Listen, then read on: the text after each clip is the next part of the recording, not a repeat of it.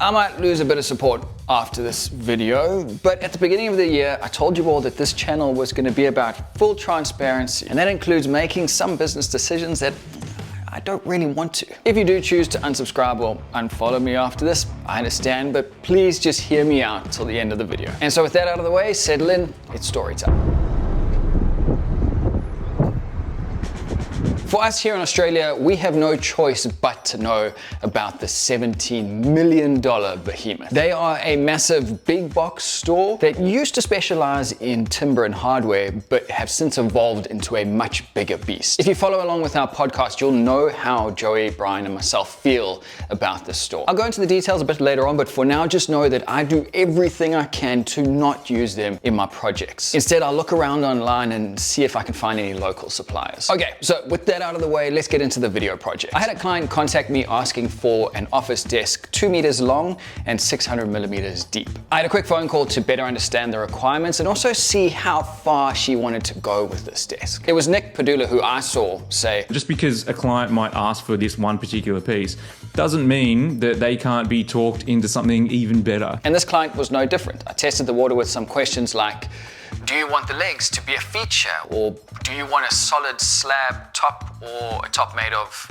glued up strips? These aren't necessarily looking for specific answers, but the way the client answers is important. I did what I could to try and build on the design, but at the end it was just met with simple and a quick turnaround. And that's cool, you can't argue with that. The design had direction and you have to appreciate that. I put together 3 options and the client ended up choosing the one that I was most excited about. On the back end, I've recently started upping my documentation game, which you can see here. One thing I started on this project was writing down and itemizing every step in the project. This helps to validate the time that I'm spending on the project, but it also helps to uncover any potential steps or materials that I haven't thought about. Each step gets allocated a time in hours, and then that gets calculated to figure out the total time allocated to the project. I actually had Spencer from Classy Joints reach out and ask if I wanted to run my numbers past him, which was awesome. Once again, amazing community spirit. Thanks, man, I really appreciate it. And we will see at the end of the video if I manage to stick to those times.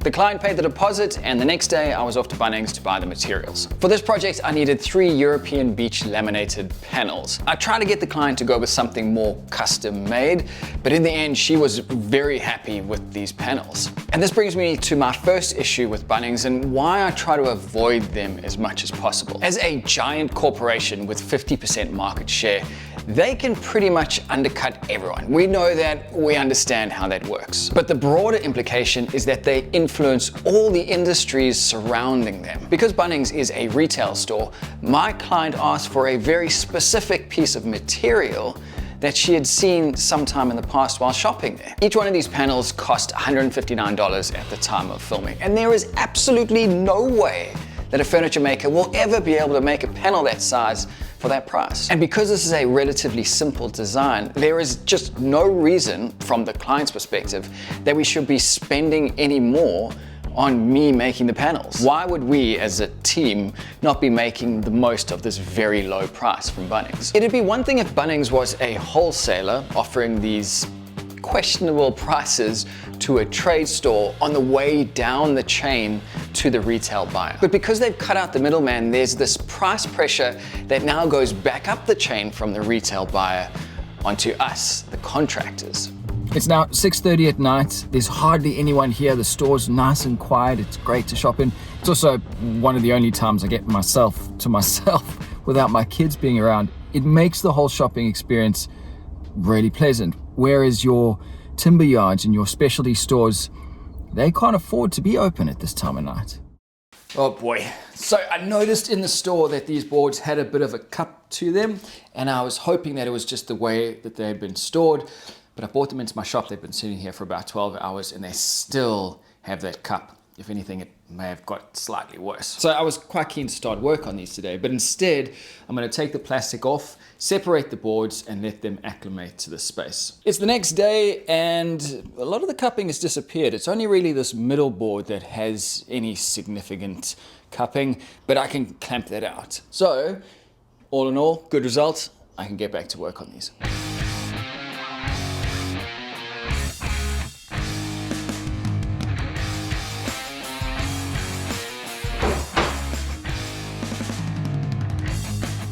I'm gonna start adding a new segment to my videos where I talk about new tools that I need for the business and what I'm saving towards. This project required a lot of long, straight cuts, and having a proper track saw would have saved me a lot of time and effort. I've used this kind of homemade track saw in the past and it kind of works, but it's just not the level of accuracy that I needed. So going forward, the next thing I'm working towards for the business that will be coming directly out of the profits obviously is going to be a track saw. I would love to get some recommendations from everyone. Leave them down in the comments below. In the end, I used a pattern bit on my router to make sure that both side panels were exactly the same. For these first dowels, I used a jig to make sure that the drill was going in plumb, but that's because the width of the dowels versus the width of the material, it was pretty close, so I didn't have a lot of room for error. Later on, you'll see me freeballing it because the dowels were a little bit smaller, and dowels are generally quite soft, so you can force them into position to a degree. Next up, you'll see me routing a small pocket into the side panels, but this is not for any added strength. Being a one-man shop, it's really hard for me to line up two ends of a board when they are 2 meters apart, and potentially that board's got a little bit of a twist in it. So I find it a lot easier to create these pockets, sit the board in that, and then clamp it up. That little bit of extra work, routing out that pocket, actually saves time in the long run.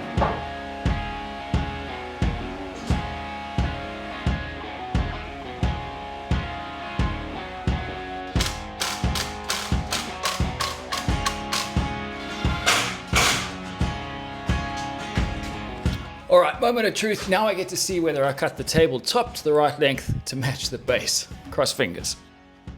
And this was where I made my biggest mistake of the project.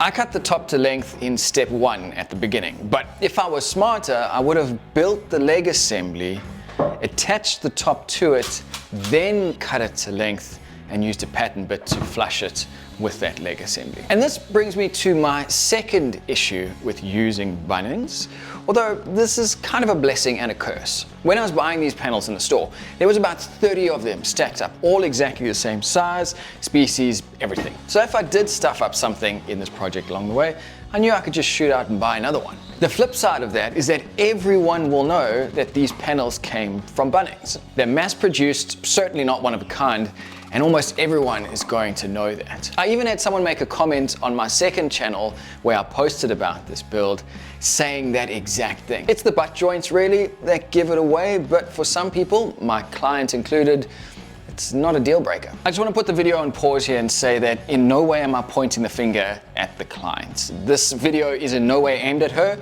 or her choice of materials, and I just want to make sure that that's very clear just in case she's watching.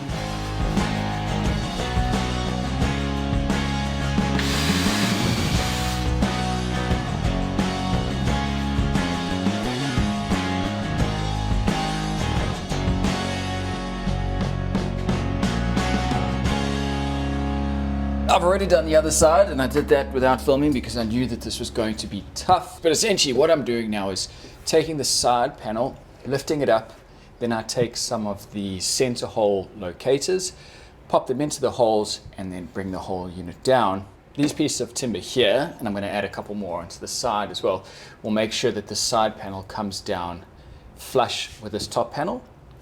It comes down those center holes, mark on the top panel where I need to drill the holes. Unfortunately, because of the weight of this unit, lifting this up and lowering it down is very cumbersome, and doing it by myself, I've only got 2 hands, I really needed a third. So I can get it done, but it's just not a very fun process.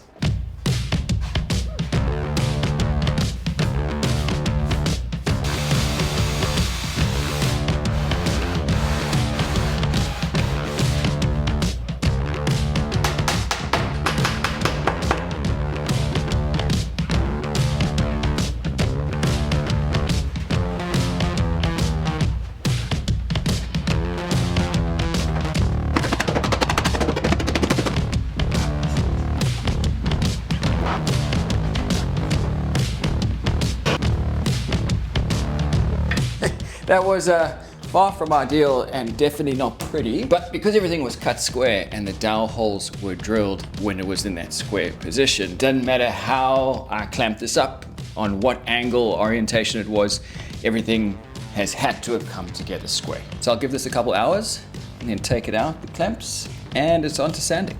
Before moving on to the final sanding of this, I'm gonna take care of this hole. When I got it from the store, this was filled with some wood filler.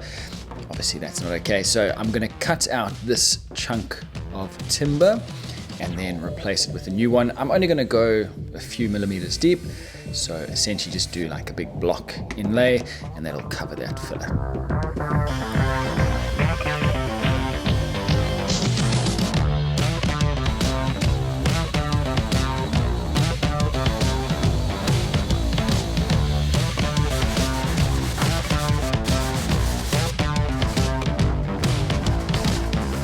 Now, going back to the beginning of the video where I said you may potentially change your opinion on me as a furniture maker. So far, I've only talked about 2 problems with using a store like Bunnings to build a business. There's still concerns around their stewardship, particularly when it comes to timber. They've started moving into other areas like pet care, presumably with the intention of monopolizing it. So with that in mind, I don't like that I've used such a high percentage of their products to build a piece of furniture because I am now part of the problem. And I don't mean that in some vague existential way.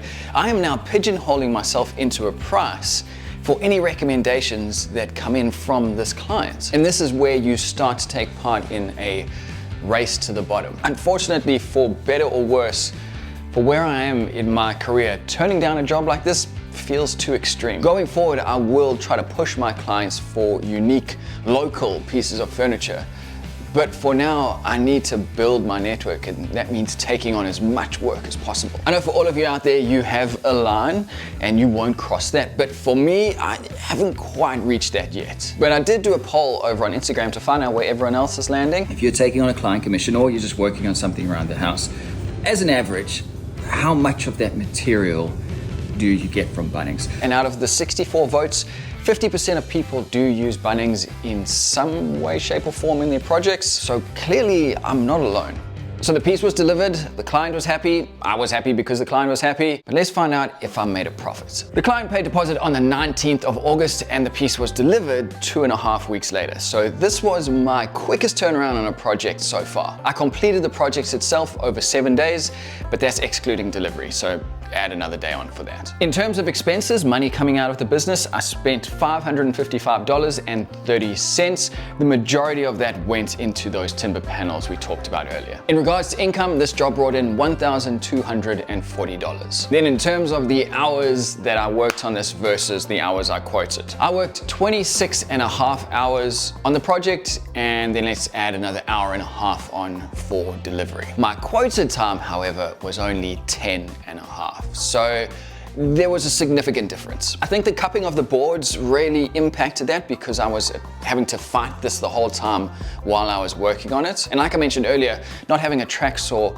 added a lot of extra time to each of the cuts. But even though I spent an extra 13 hours on this, because I kept the entire project start to finish within 3 weeks, it didn't feel like I was wasting a lot of time or dragging the project along. Going back to what I said in the previous video, where I'm not so worried about maximizing and profiting every single hour of the day, because this project took less than 3 weeks, I'm totally happy that there was that extra number of hours on top. So in the end, that left me with a profit of $684.70, which I am very happy with. All right, well, this was a relatively straightforward project for me. I learned a lot along the way though, which I think I'm gonna do pretty much in all my projects.